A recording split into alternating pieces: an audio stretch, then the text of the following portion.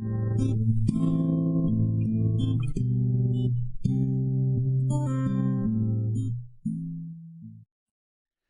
there once again, fellow peregrinos. Thanks very much for tuning in to episode 14 of El Camino de Santiago Pilgrims podcast, where we talk about planning and preparation for life on the road to Santiago and tips, tricks and hacks to help make your journey along the way a lot more enjoyable. We want to put more bounce in your boots, more K's in your days. We want to take the grim out of the pilgrimage. To that end, today I'm going to talk about 8 mistakes to avoid making when walking the Camino. Mistakes that I've made, some of our previous podcast guests have made, as well as common comments I've found on forums and Facebook groups. So let's get straight to it, fellow peregrinos. Those 8 mistakes to avoid making when walking the Camino de Santiago. Mistake number 1 to avoid making is doing too much too soon. On my last Camino, the Camino Portugues, I made this big mistake. Now, because it was flat, I thought this is going to be easy, right? Very, very, very wrong. The ensuing days, I was walking like RoboCop. All my leg muscles had seized up, and it was only on day 5 or 6 I started to feel better, and all those tight leg muscles started to loosen up a little. So when I returned to the Camino Portugues in December, I'm going to go back and do another little bit of it, repeat a little part of it, just to do it for some research that I am making for a book that I'm writing. And yes, I will definitely, even though it's flat, finish walking for the day when I feel good and comfortable, and not when I am about to drop. And I highly recommend you guys do the same too, whether you're on the Camino Portugues, the Camino Frances, the Camino del Norte, whatever you're doing, whatever Camino you're treading the trail of. Yes, definitely finish when you feel good and not when you're about to drop. You can slowly increase those distances as you go on and feel stronger. Okay, and as your legs and your muscles and your body starts to toughen up to the daily duress that you are putting upon it. Okay, so avoid making the mistake of doing too much too soon, and build up those daily distances little by little, and you won't end up walking like RoboCop like I did for the first week of my last Camino in Portugal. The next mistake to avoid making is underestimating the rain. Spain's a sunny country, right? Portugal too. I'll never need my waterproof jacket, right? Famous last words. Very, very wrong, I found out to my cost. I got rained on in Galicia quite a lot, and a fair bit of my Portuguese Camino. When I got caught off guard for the first time, I got absolutely bloody soaked. I had to dig out my rucksack cover. I had to get my poncho out, my waterproof jacket as well, and it was at the bottom of my bag, and I got soaked. So I highly recommend you don't make that mistake that I did. Because I'm a Brit, I'm an optimist, I'm thinking, yes, I want sun, the sun is always going to be out. So I highly recommend that you have your waterproof cover for your rucksack, your poncho and your waterproof jacket. Whether you take some, one or all of those things, have them ready and easily deployable, okay? And don't get drenched like I did and get a telling off from your wife like I did as well. Okay, because I should have known better, really. It was the 3rd time I'd walked the Camino, and yeah, anyway. Where are we? So our 3rd mistake to avoid making when walking the road to Santiago is try to avoid thinking about how far to go. Just concentrate on making the next step. Now, I found this little psychological trick very useful when I ran my first marathon in London, and used it when I was feeling tired on the Camino and overwhelmed thinking about how far I still had to go on long days. Focus only on putting one foot in front of the other. Think only about what you can do rather than what you doubt you can do or feel like you can't do. Okay?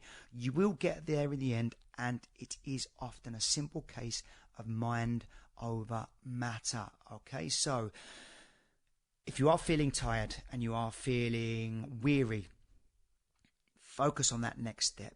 Don't look any further than the bend ahead of you. Just think about, if you're going up a peak, just don't look at the top. Just concentrate on making that next step. You will get to the top of that peak eventually. You will get that around that bend eventually, and you will finish a day where you felt like you were running on empty and couldn't get any further. All right. So I know we said in our first tip that is to finish when you feel good. All right. So obviously that's not always possible. You're going to feel tired some days when walking, but where possible, we're saying that don't finish when you're about to drop. And if you do get to that stage, just concentrate on taking that next step. You will get there in the end, okay? I promise you. And in the end, you'll end up walking a lot further than you ever dreamed or imagined that you could. You will become a lean, mean walking machine, believe me. So the fourth mistake to avoid making is when walking in the Camino de Santiago is choosing dishes from the main menu instead of the pilgrim menu. I made this mistake a few times and ended up spending a lot more money than I needed to. So when you stop for breaks along the way in the restaurants, in the cafes, in the bars that you see, make sure you look out for those all-important words, Menú del Peregrino. I will put a sign for this menu so you know the words to look out for. You can visualize them on our Facebook page, El Camino de Santiago Pilgrims Podcast. And so when you walk into those restaurants, you can zero in on the all-important pilgrim menu, which you're going to choose from. You will often find you can get a 3-course meal for around about €10. Sometimes you get drinks included in that, sometimes you won't, but it will be a lot cheaper than choosing something from the main menu. On our last Camino in Portugal, in a place called Barcelos, my wife and I, Rachel, she was my fiancée at the time, she's now my wife, just so you know, bit of a useful info for you there. And another useful bit of info is chickens can't swim. I just thought I'd let you know that. Anyway, random tangents there. So, where were we? Barcelos, pilgrim menu, €5. We had a 3-course meal for €5. Could not believe it. Do you know what? I'm going to find this place in Barcelos, and I'm going to stick a link to it on our Facebook page. So you can stop there and eat for €5 too, okay? And the food was actually very, very, very good. As our last podcast guest, Alistair Wilson, said in episode 12, in his lovely Scottish tones, it was a hearty meal. That was my very, very bad Scottish accent there. So sorry about that, everyone in Scotland. I'm actually going there tomorrow for work, so you can pull my leg about it then. But anyway, way too much caffeine this morning. So, €5, pilgrim menu, Menú del Peregrino. Menú del Peregrino. Look out for those all-important words, and you'll find a sign for that on our Facebook page, Camino de Santiago Pilgrims Podcast. Okay? If you do give us a like, I promise to give you a poke back, like poking on Facebook. I'm not sure you can do that anymore, actually, but anyway, if you can, I'll give you a poke back. Anyway, number 5, avoid packing your backpack while people are still sleeping. This isn't something I did, but saw and heard many others doing it, often at a very unsociable hour. So picture the scene. You're in an albergue, which are these special pilgrim hostels that are scattered along the way that you can sleep in for a very, very, very, very, very discounted rate. Sometimes €5, sometimes €10, sometimes a little bit more, but you're not going to end up paying much more than that if you're staying in the pilgrim hostels, the albergues. So it's 4 a.m.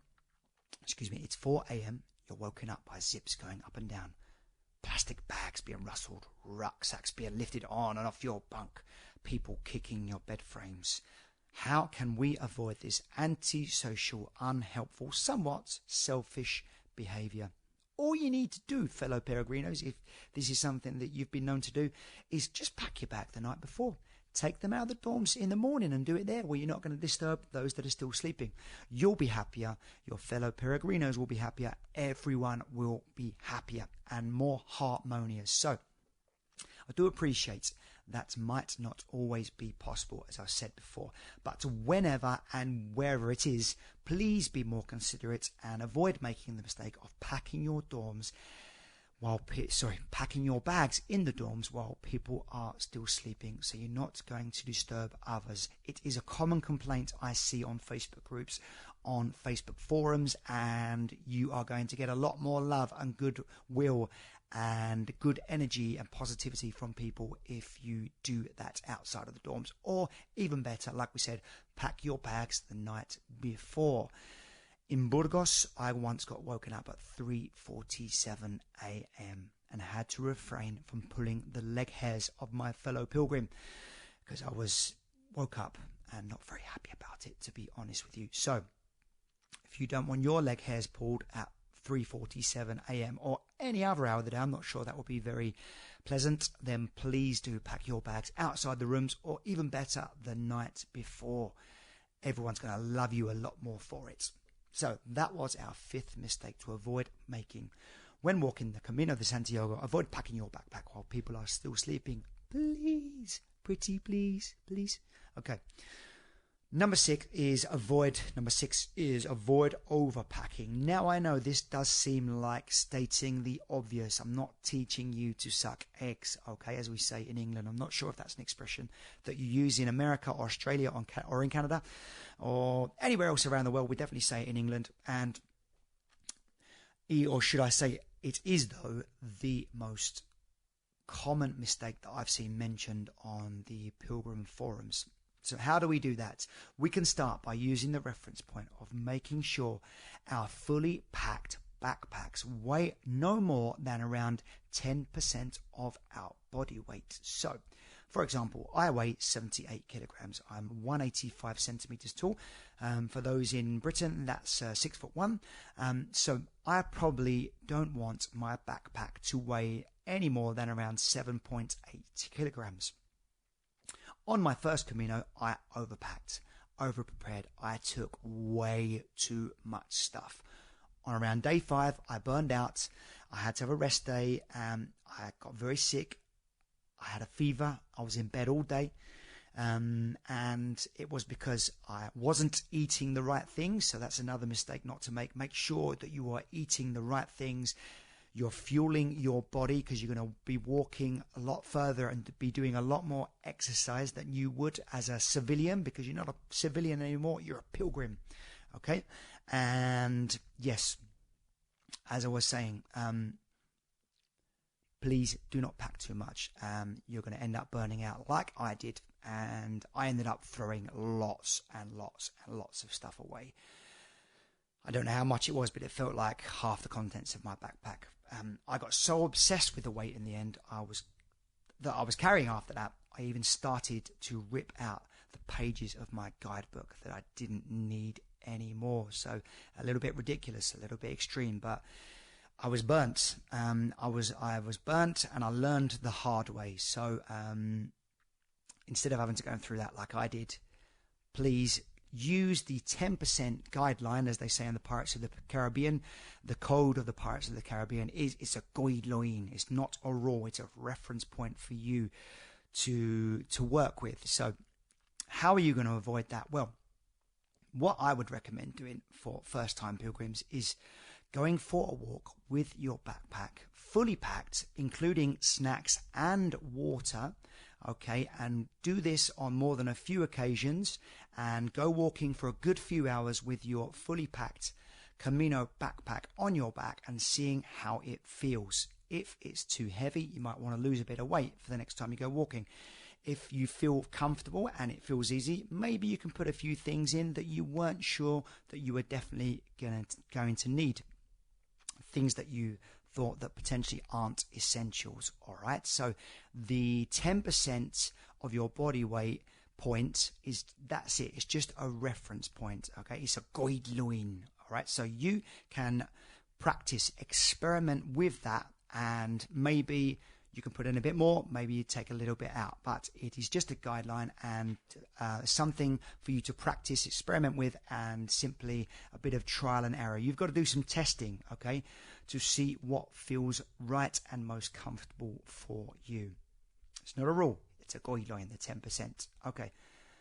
Our penultimate mistake to avoid making when walking the Santiago de Compostela way is, fellow peregrinos, deciding not to go because you think the Camino is just for religious people. You couldn't be any more wrong. In 2018, the Pilgrim Office in Santiago recorded that only 42% of pilgrims walked for solely religious reasons. That means more than half cited other motivations for walking the Camino. So if you're worried that you're not a religious pilgrim, don't be. I'm not a religious pilgrim, but I've had the time of my life.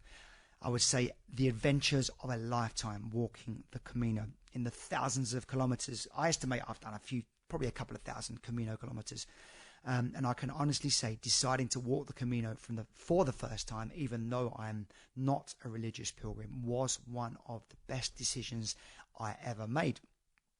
My wife will tell you that throwing my lucky socks away that I've had since I was a kid was the best decision I've ever made, but I'm going to disagree with her. I'm going to tread very carefully. Hopefully she's not listening. I've got the door closed in the apartment. So, but I say it was definitely deciding to walk the Camino was the best decision I ever made. Of course, apart from marrying my wife. But anyway, yes, I had to get rid of those. I guess I had to get rid of those SpongeBob socks in the end. But fellow peregrinos, most definitely, you do not have to be a religious pilgrim. You will find a tribe of people that are accepting. They are kind. They are lovely. The Camino de Santiago, in my experience, is some kind of utopia that I always dreamed of. So whether you're a churchgoer or not, you'll be hard-pressed to find a nicer tribe of people anywhere in the world. You're going to find quirky people, you're going to find funny people, you're going to find interesting people, you're going to find kindred spirits, you're going to find cool people, you're going to find people that you're going to remember for the rest of your life. All right, so if you're not religious, please don't let that put you off. So that was our 7th mistake to avoid making, deciding not to go because you think the Camino is just for religious people. Moving on to our last one, which is, if you want to pick up your certificate of completion, your Compostela, make sure you avoid the mistake of walking all of the last 100 kilometers and not 700 kilometers on the Camino, but not all of the last 100 kilometers. I spoke to a pilgrim in Santiago who was mightily cheesed off that he couldn't pick up his certificate of completion, his Compostela, because he didn't fancy walking the last 100 because he heard it was a little bit of a pantomime, to be honest with you.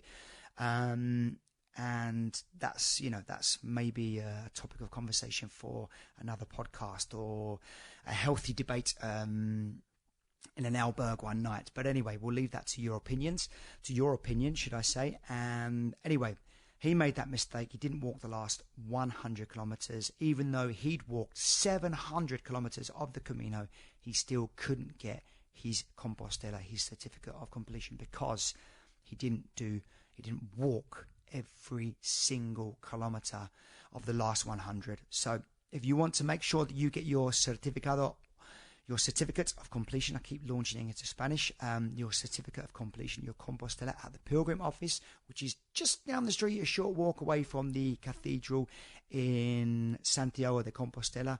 If you want to make sure you get yours, make sure you walk all of the last 100, okay? You can walk 700, but if it's not all of the last 100, you're not going to be able to get it, sadly. All right, so there you have it, your 8 mistakes to avoid making on the Camino de Santiago.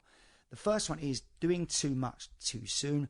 Build up those daily distances little by little, and where possible, finish when you feel good and not when you're about to drop. Some days that's inevitable, but where possible, use that as a guideline. Okay, listen to your bodies.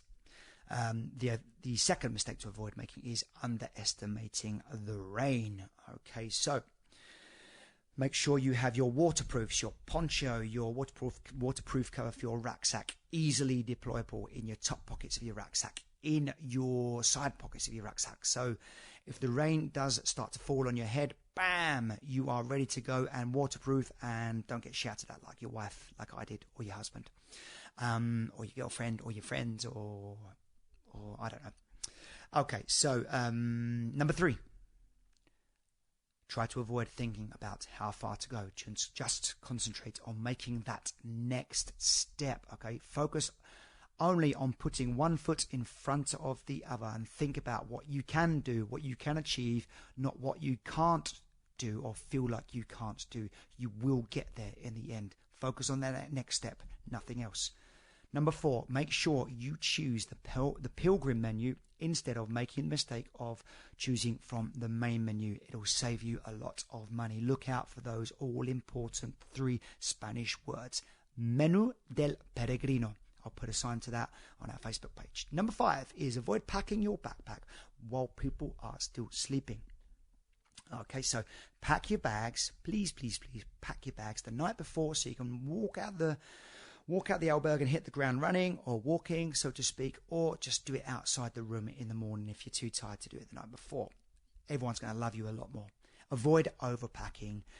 Use the 10% of your body weight's guideline as an indication of how heavy your backpack should be, and walk for a good few hours on more than a few occasions to test out which is best for you, whether you need to add a bit more to that or whether you need to take a little bit out. Okay, it is all about trial and error if you're a first-time pilgrim. Moving on to number 7 is don't make the mistake of deciding not to go because you're not a religious pilgrim. Like we said, 58% of pilgrims last year that arrived in Santiago de Compostela cited reasons other than religious ones for walking the Camino. Whether you're religious or not, you will not find a nicer tribe of accepting, kinder or lovelier people in the world. It is some kind of utopia. I felt like that's my opinion anyway. Okay, that's my experience. And number 8 was, if you want to pick up your certificate of completion, your Compostela, make sure you walk all of the last 100 kilometers. Okay, and if you walk 700 kilometers but not all of the last 100, you won't be able to pick up your Compostela, your certificate of completion, to show off to your friends and family when you get home. So there you have it, fellow peregrinos, the 8 mistakes that I've come up with to avoid making when walking or packing for the Camino de Santiago. Thank you very much for listening.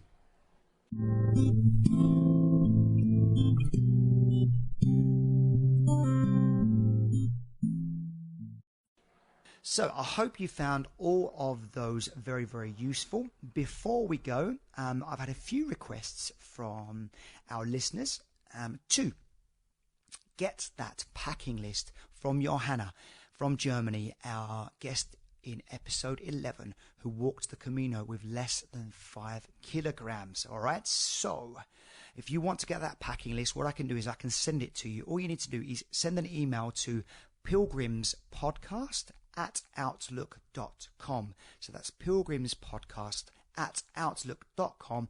I will send you that all-important packing list, and maybe you can walk the Camino with 5 kilograms or less as well. She walked without a sleeping bag, which is when I told my wife that, my wife said she wouldn't be able to do that because she likes her own sleeping bag, and I'm sure there's lots of people that will probably agree with my wife Rachel on that one as well. But I think I might well give it a try on my next Camino. Rachel and I are going to return and repeat a little bit of the Camino Portuguese, like I said, just to do some research for a book that I'm writing, and just because we bloody love it, to be honest with you. So yes, send us an email, pilgrimspodcast@outlook.com, and I promise to send you that kit list. And thank you very much, Johanna from episode 11, for providing that kit list for us and helping your fellow peregrinos, Johanna. So I am going to have to love you and leave you with this slightly shorter podcast episode this week, as I have to run off to Scotland very early in the morning tomorrow. That's going to be Friday the 25th. I'm travelling to Aberdeen in the north of Scotland, where I'm doing a bit of work for the weekend. And I'd just like to say a very, very quick hello to some pilgrims that have messaged me and said how much they're enjoying the podcast. It's so lovely to get these kind of messages every week, and meeting many of you from around the world. I am looking at our analytics now, and it seems that most of our listeners are in the USA at the moment, and a good deal of them in San Francisco, of all places. So I've not been there in a good 3 years. I was there for a friend's wedding in 2017. That's 2 and a bit years actually. So if you're in San Fran, hello to you all. Thank you very much for listening. And I'd like to say a special thank you to Martin Jameson for reaching out and saying hello. It's very nice to meet you. Not to mention Neil Smith in the UK, who said hello as well. Thank you very much, Neil, for sending me a message. Michelle Knapp in New Hampshire, US of A. So Michelle, thank you very much for listening as well. And I'm going to mention one last lovely person, Thomas McKenzie. You have been very, very complimentary and said some nice comments on our Facebook page. So thanks for reaching out, Thomas. I am going to tackle your topics of sleeping bags and all that kind of stuff in our next episode. So look out for that one, Martin, and Jeff Winstead and Rick Prater as well. So thank you for reaching out, guys. There's also Brian Garcia, Ronnie Richard, Jose Miguel Bermudez, Audrey Lee, who's in Australia as well. So to all you guys, Sergio Perez, Mark Peredo, Olga Barry, guys, it is absolutely lovely to have your comments. Thanks for reaching out, and anything you'd like us to cover in the interviews or in the topics that I'm covering, please do let me know. Okay, so until next week, fellow peregrinos, thank you very much for listening. Buen camino.